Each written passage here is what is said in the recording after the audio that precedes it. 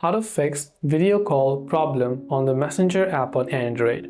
Now, if you use an Android device and you're getting the video call problem on the Messenger app on your Android device, well, that could just be due to a couple of reasons which we're going to demonstrate in this video. But of course, before we get started, please make sure to hit the like button, subscribe to our channel, and without any further ado or delay, let's get started with today's video.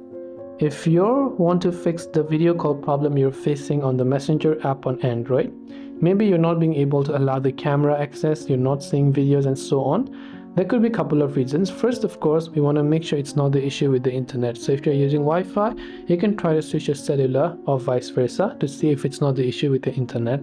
Next, we will open up settings. Then we will simply go to the option that says apps. From apps, just search for the Messenger app. Then once you search for the Messenger app, go to permissions. During a video call, there are two things that are used. One, microphone, the other is your camera.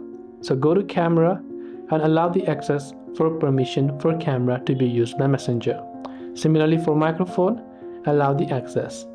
Now, you can go to your Play Store, check if the Messenger app also has an update, and if it does, make sure to update it to the latest version.